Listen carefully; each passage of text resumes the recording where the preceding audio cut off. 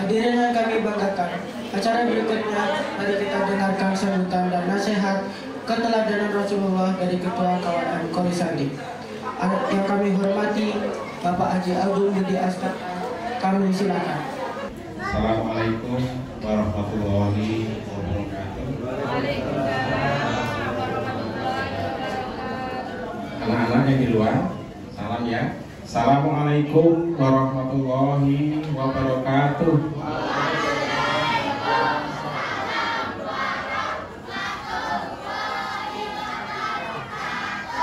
Ya, yang menyambut salam dengan hati yang kompak, dengan suara yang keras, insya Allah nanti akan menjadi juara di surga ya. Alhamdulillah. Alhamdulillahirabbil alamin wa bihi nasta'in ala umuri dunya wal din wa ala alihi wa sahbihi wa barik wa sallim. Asyhadu an la ilaha illallah wahdahu la syarikalah wa asyhadu anna Muhammadan abduhu wa rasuluhu amma ba'du. Bapak Ibu sekalian, para wali murid, para santri, santriwati yang berbahagia pada pagi hari ini, saya sangat berbahagia pada pagi hari ini bisa hadir, bisa bersama anak-anak, bisa bersama wali murid untuk memperingati hari Maulid Nabi, hari dimana pada hari Senin tanggal 12 Rabiul Awal sebagai tanda kelahiran tokoh besar, tokoh panutan, hamba yang tiada tara, yang kesempurnaannya sudah dijamin oleh Allah Subhanahu wa Ta'ala. Mari kita awali acara ini dengan rasa syukur, berucap hamdalah alhamdulillahirabbil alamin, karena dengan rasa syukur yang kita sampaikan dengan hati nurani, dengan lisan, dengan segenap hati dan perasaan, insya Allah akan dibalas oleh Allah dengan kenikmatan yang lebih dan lebih lagi. Salam dan sholawat mari kita aturkan untuk junjungan kita Nabi besar Muhammad SAW, yang pada hari ini kita bersama-sama sepakat hadir di sini hanya satu tujuannya, adalah memperingati, mengenang dan bertekad untuk mensuri tauladani junjungan kita Nabi besar Muhammad SAW.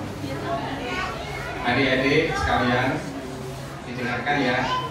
Barangkali ini bisa menjadi nasihat dan bisa menjadi bekal untuk kalian, karena perjalanan kalian ini akan sangat panjang ya, masih sangat butuh perjuangan yang luar biasa. Dan mudah-mudahan juga bagi para wali santri, wali santriwati bisa juga menjadi bekal untuk kita lebih menyayangi anak-anak kita, lebih peduli pada anak kita. Karena sebaik-baik warisan yang kita berikan adalah warisan akidah, warisan sikap mulia, bukan warisan harta yang notabene bisa habis. Namun warisan akidah, warisan ilmu itu akan selalu ada dan akan menjadi amal jariah yang langgeng untuk kita semua. Ya. Untuk itu perkenankan saya sedikit memberikan pesan, memberikan titipan nasihat untuk anak-anak kita, karena seperti yang kita lihat anak-anak kita ini masih di usia yang masih polos ya, masih bersih, nuraninya masih bisa diisi dengan nurani-nurani yang baik. Makanya sebagai orang tua wajib dan sangat wajib, wajibnya itu mutlak untuk memberikan arahan, memberikan didikan yang terbaik untuk anak, memberikan motivasi yang baik, memberikan kata-kata yang selalu baik, tidak memberikan justice yang menyudutkan, dan jangan sekali-sekali membuat luka di hatinya. Karena luka di hati anak yang masih belia ini akan terbawa sampai akhir hayat. Apalagi luka itu begitu mendalam ya, akan teringat terus. Untuk itu kita harus berhati-hati dalam ucapkanlah selalu kata-kata yang baik, selalu memberikan motivasi yang baik. Andaikan anak-anak merengek minta sesuatu itu sudah wajar ya, karena dengan usia mereka itu usia yang masih perlu ada masa-masa untuk bermain, ada masa-masa untuk bersenang-senang. Jangan kita halangi. Apalagi saat mereka minta sesuatu, jangan sampai dibilang kamu enak aja minta duit, cari duit itu susah. Dan itu adalah menjadi doa buat kita. Kita akan susah juga mencari uang. Maka sebaiknya kita memilih kata-kata yang baik untuk anak-anak kita, karena ini adalah aset yang sangat-sangat berguna untuk kita. Ingat bahwa surga kita, neraka kita ini besar akhirnya kita titipkan pada anak-anak kita. Dan satu hal yang patut kita teladani dari Rasulullah, bahwa Tuhan menghadirkan Nabiullah Muhammad SAW ini tidak dengan tiba-tiba ya, tapi dengan perencanaan yang sungguh luar biasa, sungguh keren.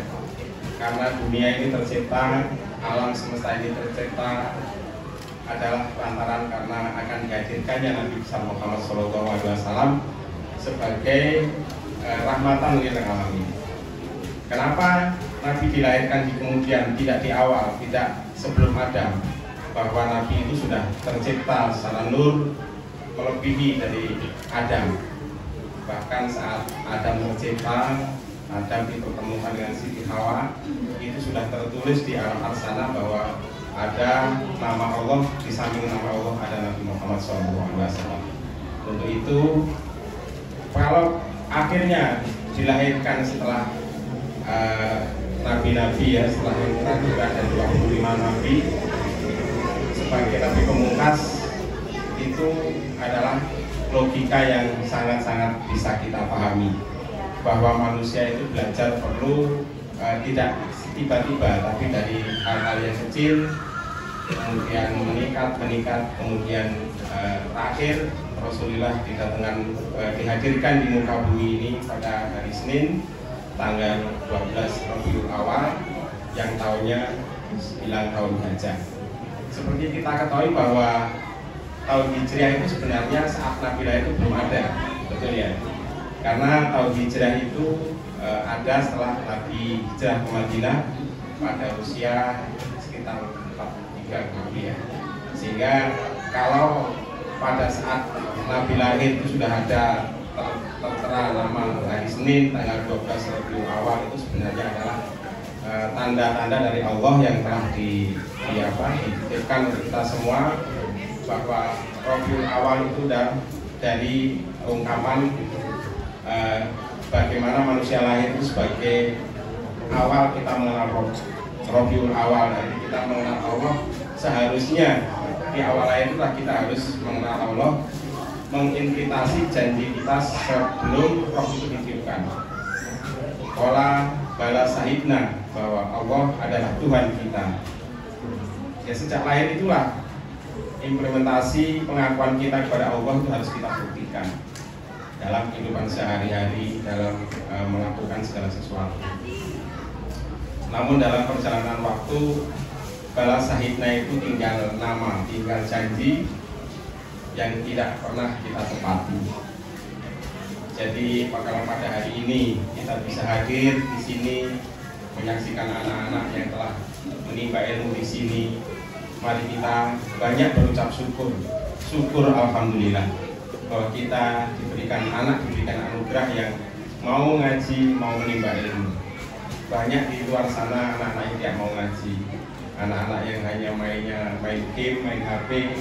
Tapi alhamdulillah kita diberikan oleh Allah kesempatan untuk dititipin anak yang mau ngaji, mau menimba ilmu. Dan rasa syukur itu kita harus sematkan betul-betul. Karena rasa syukur yang kita ucapkan dari hati nurani yang dalam, insya Allah Tuhan akan memberikan kenikmatan yang lain. Anak-anak menjadi pandai, menjadi anak yang soleh-solehah. Itu semua tidak lepas dari apa yang kita lakukan, apa yang kita usahakan. Ustazah di sini tidak sepenuhnya akan menjadi menanggung jawab untuk anak-anak pendidikannya, akhlaknya. Yang lebih penting adalah pendidikan di rumah, pendidikan akhlak yang mulai dari rumah, dan kata-kata yang bijak, kata-kata yang baik itulah akan menjadi cikal bakal anak menjadi dewasa, anak menjadi orang yang bermanfaat, berguna bagi nusa bangsa dan agamanya. Perlu kita ketahui bahwa Nabi Muhammad dititahkan oleh Allah dengan punya sifat 4 mulia yang telah disematkan, dan kita semua perlu tahu bahwa nomor 1 adalah sidik, nomor 2 amanah, nomor 3 tabligh, dan yang keempat adalah fatwa. Ya. Kita kenapa sidik itu dijadikan sikap yang pertama? Karena kejujuran itu menjadi awal atau menjadi cikal bakal kita dalam berhubungan bermasyarakat atau kita dalam melakukan sosial.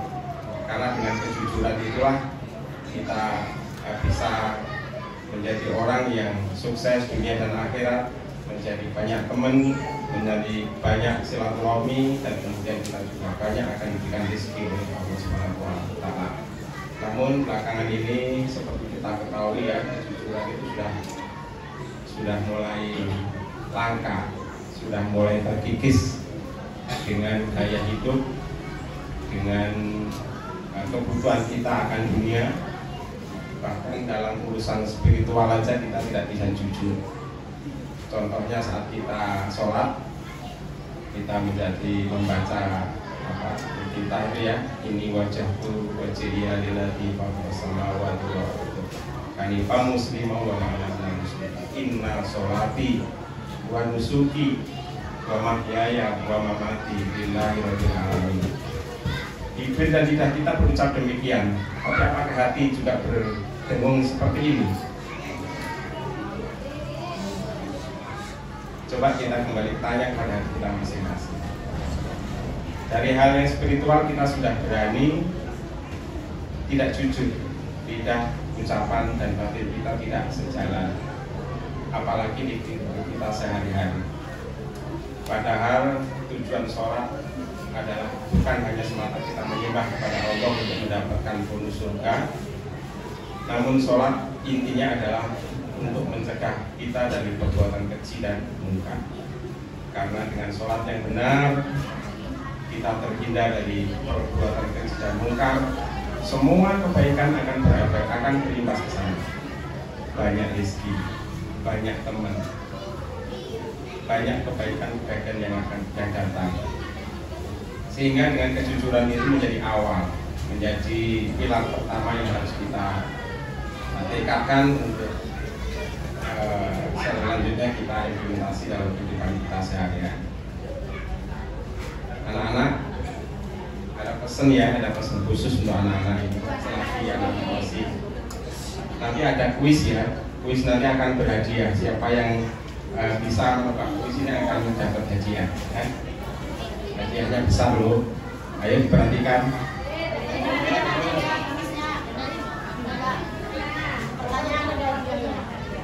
Ada pertanyaan nanti ya kita ulangi bahwa Nabi punya 4 sifat yang telah disematkan oleh Allah. Yang nomor 1 adalah sidik, yang artinya kejujuran. Yang nomor 2 amanah, artinya dapat percaya. Yang ketiga tabligh, menyampaikan wahyu. Kemudian yang keempat adalah fatwa, beliau hamba yang cerdas. Nah, dari Quran ini anak-anak harus paham sebagai cikal bakal untuk mengisi hati dan nurani kalian semua. Karena kalau kalian salah mengisi benak kalian dengan kata-kata yang salah, dengan laku yang salah, itu akan menciptakan lubang. Semakin kita melakukan kesalahan, satu lubang, 2 kesalahan 2 lubang. Begitu kita banyak melakukan kesalahan-kesalahan, berarti kita membuat banyak lubang di hadapan kita. Semakin banyak kesalahan, semakin besar lubang yang kita buat. Sedangkan kebajikan itu ibarat seperti pasir yang akan kita gunakan untuk menutup lubang-lubang itu. Apakah kita sanggup? Lubang yang sudah menganga itu akan menjadi jebakan untuk kita semua. Baik dalam urusan rezeki, dalam urusan apapun. Karena apa ya, agama itu seperti matematika, amal dan musibah itu seperti matematika, di mana kita melakukan kebaikan akan mendapatkan amal. Begitu kita melakukan kesalahan, kita seperti melakukan jebakan untuk diri kita sendiri. Karena pada dasarnya apa yang kita lakukan itu untuk kita sendiri, tidak untuk yang lain. Kita melakukan kebaikan tentu akan dibalas dengan kebaikan. Contoh Rasulullah saat masih muda ya, masih belia, dia bekerja sebagai pedagang ya, pedagang yang diamanahi oleh Siti Khadijah waktu sebelum menjadi istrinya. Dia dipercaya untuk mengelola barang dagangan oleh Siti Khadijah. Karena kejujurannya, karena kebaikan tutur katanya, karena kebaikan hatinya, karena senyumnya, dia menjadi satu-satunya hamba yang paling sukses dalam menjalankan bisnis. Tidak pernah sekalipun dia melakukan kesalahan, tidak pernah sekalipun dia menciptakan lubang yang akan menjebak dirinya sendiri. Maka dengan keberhasilan atau dari pangkal kita melakukan kejujuran, kita tidak menciptakan lubang. Toh kalaupun kita menciptakan lubang, itu hanyalah lubang yang kecil yang tentu bisa kita hapus dengan perbuatan yang baik. Kita iringi perbuatan yang baik, kita iringi dengan tekad dengan ibadah yang baik. Kita harus jujur dalam spiritual, kita harus jujur dalam segala hal. Banyak kisah, banyak bukti orang-orang sukses itu bukan orang yang licik. Orang sukses itu bukan orang yang tamak, orang sukses bukan orang yang suka berkhianat. Banyak sekali contoh. Ya. Jadi anak-anak, saya pikir juga untuk para wali murid, isi kekosongan, isi hati nurani anak-anak dengan segala sesuatu yang baik. Jangan katakan cari duit itu susah. Kita akan susah juga mencari duit. Kita akan susah mencari rezeki. Tapi pilihlah kata-kata yang lain lebih bijak, lebih baik. Dan jangan sekali-sekali membuat luka hatinya, membuat lubang menganga di hatinya, karena itu akan membawa membekas sampai di usia dewasa. Ya. Kemudian yang mungkin terakhir yang bisa saya sampaikan adalah pada kesempatan ini jadikanlah momen peringatan ini sebagai kelahiran kedua bagi kita semua.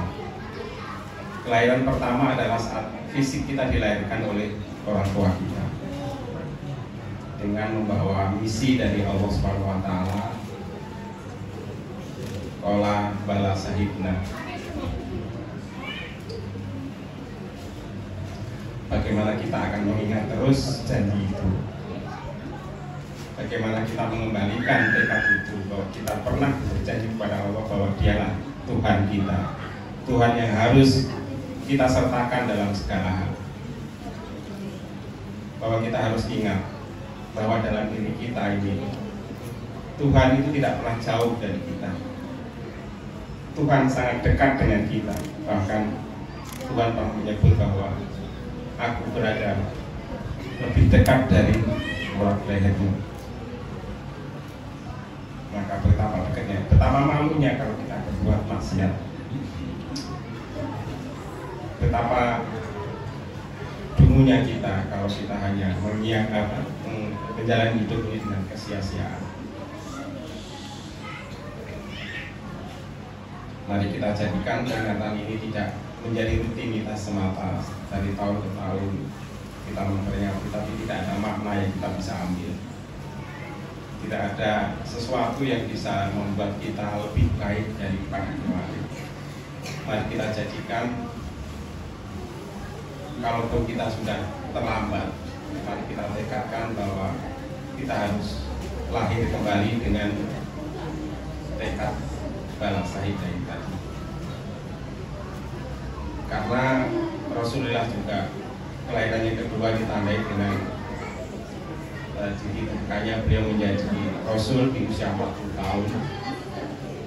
Dan saat itulah Maka kedewasaan manusia itu ditandai dengan usia yang berkisar di situ. Kalau kita ingin selamat dunia dan akhirat, kita menjadi orang yang sukses, kita menjadi orang yang berkelimpahan, maka dalam benak kita jangan kita tanamkan kita sebagai orang yang keterpurukan. Jangan kita sematkan diri kita menjadi orang yang kekurangan. Namun sebaliknya, kita harus banyak memberi dan memberi. Yakinlah bahwa dengan banyak memberi dan bersedekah itu sebenarnya bukan untuk orang lain, tapi untuk diri kita sendiri. Maka dalam tradisi orang Jepang itu, kalau memberi tidak menyampaikan apa-apa, yang disampaikan saat memberi dia menyampaikan terima kasih. Jadi saat tangan dia mengulurkan sesuatu kepada tangan orang lain itu yang disebutkan adalah terima kasih. Kenapa begitu? Karena dia yakin bahwa terima kasih itu kembali kepada dirinya sendiri. Dan alam semesta ini akan secara otomatis merespon. Sehingga kita menjadi orang yang berkelimpahan, orang yang terbuka hati nuraninya. Ya. Jadi mari kita menjadi orang yang selalu berkelimpahan. Jangan merasa orang yang keterpaksaan atau menjadi orang yang merasa selalu kuat. Namun kita harus sematkan dalam diri kita menjadi orang yang selalu berkelimpahan. Insya Allah alam semesta dan seisinya dengan bimbingan dari Rasulullah SAW sebagai merasa kuat, menguatkan iman. Kemudian meneladani Rasulullah, kita harus meneladani ya, bahwa Nabi Muhammad itu dicintai oleh alam semesta. Saat beliau masih kecil, diajak pamannya Abu Thalib berdagang ke Sam itu, awan selalu mengiringi langkahnya. Saat dia berteduh pun dahannya selalu melindungi dia dari terik matahari. Kenapa bisa begitu? Karena Nabi Muhammad sendiri selalu menyapa alam ini dengan sapaan yang baik. Dia selalu berterima kasih. Kalaupun dia akan makan daging atau makan apa saat menyembelih saat ini, pasti dia ucapkan berterima kasih telah memberikan kontribusi untuk dirinya. Maka sebagai wujud meneladani dari Rasulullah SAW, mari kita berperilaku mencontoh suri tauladan yang baik untuk diri kita sendiri, terutama untuk anak-anak kita, bahwa warisan yang terbaik adalah warisan yang terbaik. Anak-anak siap untuk kuis?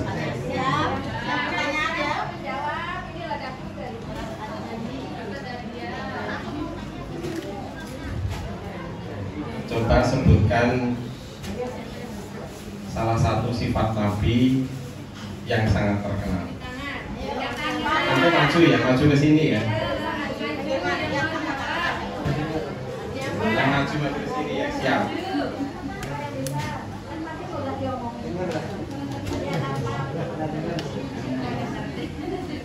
Ayo, tadi Bapak sudah berapa kali lo nyebutin? Ayo maju ke sini. Salah satu aja boleh. Arvin apa Arvin? Ini. Ayo. Ini kita pada hari ini memperingati Nabi loh ya, memperingati sampai menjadi tauladan untuk kita semua.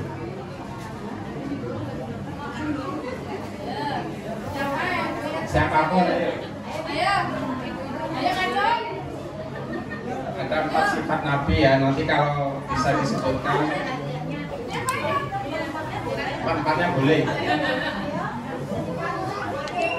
Nanti hadiahnya ada 4 juga.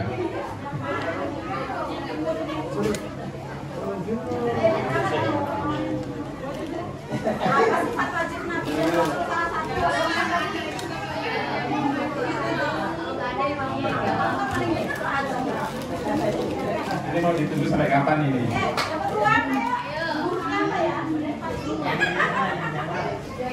Ayo maju.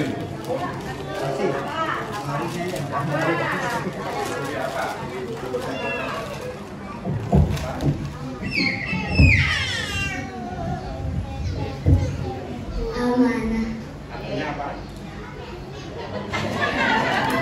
Apa ya? Yang penting sudah berani. Kasih hadiah langsung gitu.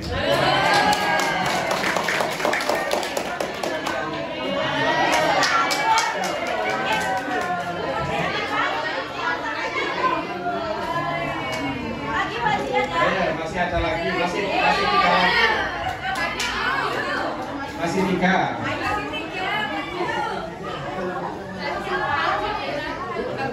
Ayo.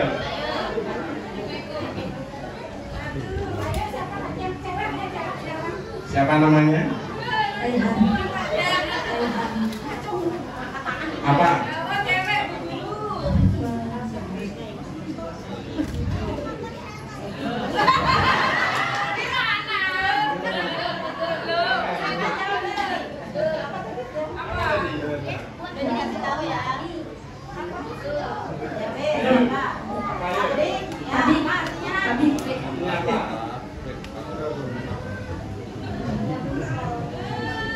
Artinya menyampaikan wahyu. Saya menyediakan hadiah yang besar aja, nggak menyediakan hadiah yang kecil.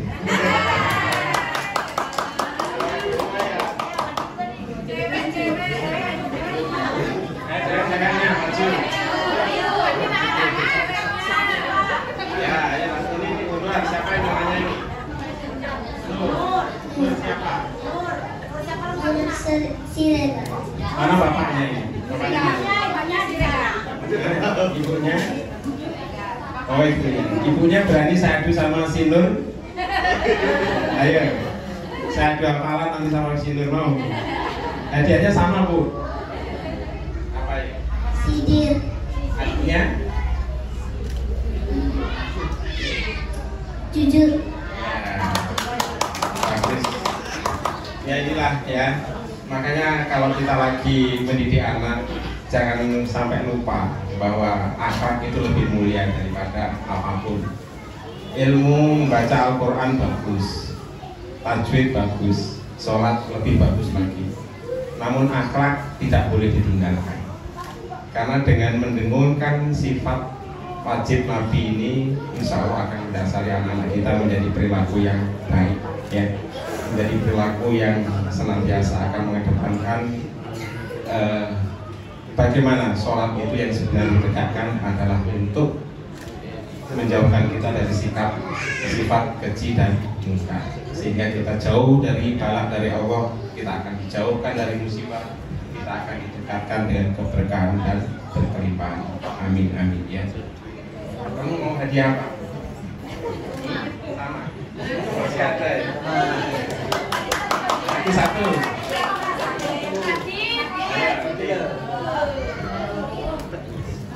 Tinggal 1 loh, jangan sampai gokil sama yang tadi.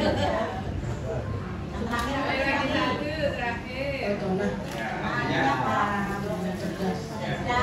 cerdas, bagus ya. Kita mau anak-anak ini cerdas ya.